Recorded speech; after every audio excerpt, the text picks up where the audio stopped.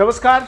आज की राजनीति से जुड़ी सबसे बड़ी खबर आ रही है। बड़ी खबर ये कि दिल्ली में प्रधानमंत्री नरेंद्र मोदी से शरद पवार की मुलाकात हुई है और आप सबको पता है कि महाविकास अघाड़ी जिसकी सरकार इस वक्त महाराष्ट्र में चल रही है उसके संयोजक शरद पवार ही हैं। एनसीपी महाराष्ट्र में किंग मेकर की भूमिका में है और एनसीपी की वजह से ही वहां पर शिवसेना, कांग्रेस और एनसीपी की सरकार बनी थी। लेकिन 50 मिनट तक आज प्रधानमंत्री नरेंद्र मोदी के साथ हुई शरद पवार की मुलाकात ने चर्चा का बाजार तेज कर दिया है कि क्या महाराष्ट्र की राजनीति में कुछ बहुत बड़ा उलटफेर होने वाला है।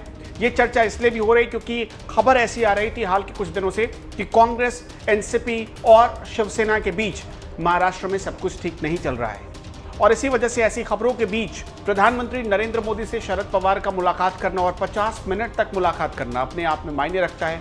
आपको ये भी बता दें कि शरद पवार एनसीपी के प्रमुख हैं और उनके इशारे पर ही, उनके कहने पर ही महाविकास अघाड़ी में उनकी पार्टी एनसीपी बनी रहेगी और ऐसे में इस मुलाकात के बहुत मायने निकाले जा रहे हैं। कहा जा रहा है कि हो सकता है कि जल्द ही वहां की सरकार यानी उद्धव सरकार गिर जाए और एक नई सरकार दिख जाए जिसमें एनसीपी बीजेपी के साथ हो। ये भी लोग कयास लगाने लगे हैं। हालांकि जो पिक्चर सामने आ रहा है वो पिक्चर यही बता रहा है क्योंकि बीजेपी ने हाल ही में ये साफ कर दिया था कि महाराष्ट्र में अगर चुनाव की नौबत पैदा हुई तो बीजेपी अकेले अपने दम पर चुनाव लड़ेगी, किसी के साथ भी गठबंधन नहीं होगा। तो क्या बीजेपी के इस ऐलान के बाद हो सकता है कि बीजेपी का ये ऐलान भी गलत साबित हो जाए, एनसीपी और बीजेपी में कोई गठबंधन हो जाए? क्या ऐसा हो सकता है? और अगर ऐसा होता है, हाल के कुछ महीनों के भीतर ऐसा होता है तो उत्तर प्रदेश चुनाव के लिए भी एक बहुत बड़ा अपडेट ये हो सकता है। बड़ी बात आपको एक बार फिर बता दें कि साल 2019 में जो चुनाव हुए थे महाराष्ट्र में, उसमें उद्धव ठाकरे की सरकार बनी थी, महाविकास अघाड़ी की सरकार बनी थी और उसी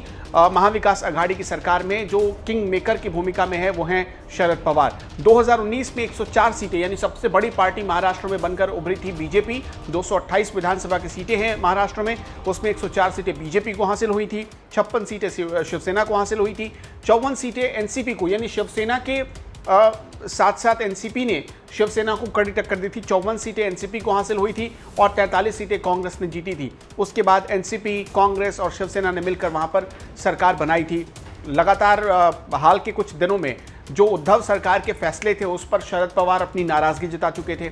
इसलिए यह कयास लगा जा रहा है कि हो सकता है शरद पवार पाला बदल ले और बीजेपी की तरफ आ जाए।